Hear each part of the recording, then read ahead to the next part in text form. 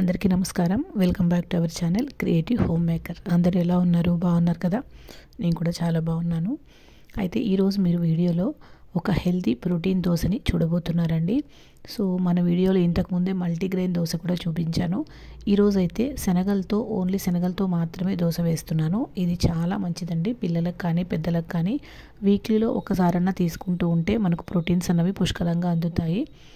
అయితే ముందుగా ఇక్కడ నేను ఒక 1/4 కప్పుతో శనగలు తీసుకొని శుభ్రంగా కడిగి 1-2 సార్లు కడుక్కొని మనకు శనగలు మునిగే వరకు నీళ్లు వేసి నానబెట్టుకుంటున్నాను. ఈ ప్రాసెస్ అంతా నైట్ చేస్తున్నానండి. మీరు మార్నింగ్ దోశ వేసుకోవాలనుకున్నప్పుడు నైట్ శనగలు నానబెట్టుకోవాలి. లేదు నైట్ వేసుకోవాలనుకున్నప్పుడు మార్నింగ్ శనగలు నానబెట్టుకుంటే సరిపోతుంది. మినిమం ఒక 5-6 అవర్స్ అన్నా నానితే శనగలు బాగా తొందరగా మిక్సీ అవుతాయి అన్నమాట. చూసారు కదా, నైట్ నానబెట్టిన తర్వాత నేను మార్నింగ్ చూపిస్తున్నాను. చక్కగా శనగలన్నీ నానిపోయినాయి. ఇక్కడ మనకు శనగల క్వాంటిటీ కూడా 1/4 కప్పుతో తీసుకున్నాం కాబట్టి నానిన తర్వాత 2 కప్పుల శనగల వరకు అవుతాయండి. సో మీరు దాన్ని బట్టి మీ ఫ్యామిలీ మెంబర్స్ని బట్టి శనగలు అన్నవి తీసుకుంటే సరిపోతుంది. ఇప్పుడు మళ్ళీ ఒకసారి శనగలను శుభ్రంగా కడిగిన తర్వాత ఆ నీటిని తీసేసి మిక్సీ జార్లో వేసుకోవాలి. తర్వాత ఇలా 2-3 పచ్చిమిరపకాయల్ని సన్నగా తుంచి వేసుకోండి. మీ కారానికి తగినట్టుగా మిర్చి తీసుకోవచ్చు. అలాగే ఒక చిన్న అల్లం ముక్కను కూడా చిన్న ముక్కలుగా కట్ చేసి తీసుకోండి.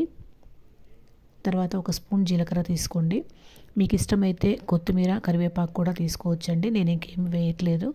తర్వాత మనం ఏ కప్పుతో అయితే శనగలు తీసుకున్నామో అదే కప్పుతో 1/4 కప్పు దాకా బొంబాయి రవ్వ తీసుకోండి.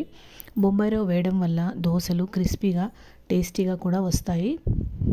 తర్వాత రుచికి తగినంతగా ఉప్పు వేసి దీన్ని మిక్సీ పట్టుకోండి. ఇప్పుడు కొంచెం వాటర్ వేసుకొని మిక్సీ పట్టుకోవచ్చు. కన్సిస్టెన్సీ మనం ఎలాగో దోశపిండిలాగా అడ్జస్ట్ చేసుకోవాలి కాబట్టి దోశలు వేసుకునేటప్పుడు కొంచెం నీళ్లు అటు ఇటు అయినా కూడా ఏమి ఇబ్బంది లేదు.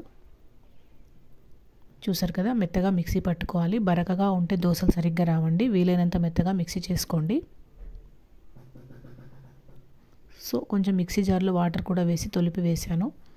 పిండి కన్సిస్టెన్సీ ఇలా ఉండాలి చూడండి. అంటే నాకు దోశలు అనుకూలంగా ఈ కన్సిస్టెన్సీలో ఉంటే వస్తాయన్నందుకు నేను ఇలా చేసుకున్నాను. మీరు పిండి మీ అనుకూలంగా దోశలు వేయడానికి అనుకూలంగా పిండిని అడ్జస్ట్ చేసుకోవచ్చు.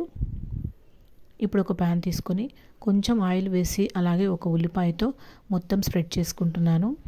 నేనైతే ఇక్కడ ఉక్కు పెనం వాడుతున్నాను కాబట్టి ఆనియన్ వాడానండి. మీరైతే నాన్ స్టిక్ వాడుతున్నట్టయితే మాత్రం ఆయిల్ కూడా ఏమీ అవసరం లేదు. జస్ట్ వాటర్ చిలకరించేసి టిష్యూతో క్లీన్ చేసి దోశ వేసుకోవచ్చు. సో చూసారు కదా, ఇలా వీలైనంత పల్చగా పెద్దగా దోశని మనము స్ప్రెడ్ చేసుకోవచ్చు.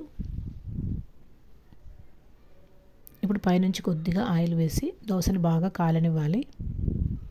ఈ దోశలు మనం రెగ్యులర్గా వేసుకునే దోశల్లాగా ఫాస్ట్గా ఫుల్ ఫ్లేమ్లో పెట్టి కాలనిస్తే తొందరగా కాలవండి, పచ్చిగా ఉంటాయి. మంటని లో టు మీడియంకి అడ్జస్ట్ చేసుకొని నిదానంగా కాలనివ్వాలి. ఎందుకంటే శనగలతో వేసుకున్నాం కాబట్టి పచ్చిగా ఉండి తిన్న తర్వాత అరక్కపోవడము అలాగే పొట్ట నొప్పి రావడం ఇలాంటి విషయాలన్నీ ఉండకుండా ఉండాలంటే సన్నటి మంట మీదే నిదానంగా దోశను 2 వైపులా కూడా కాల్చుకుంటేనే బాగుంటుంది.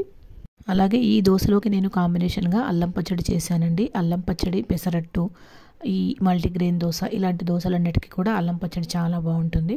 లేదా మీరు రెగ్యులర్గా చేసుకునే పల్లి చట్నీ అయినా కూడా చేసుకోవచ్చు. అది మీ ఇష్టం అనమాట. సో చూసారు కదండి, శనగలతో ప్రోటీన్ దోశ రెడీ అయిపోయింది. చక్కగా ఉంటుంది, టేస్ట్ కూడా చాలా బాగుంటుంది. తప్పకుండా మీరు కూడా ఒకసారి ట్రై చేయండి.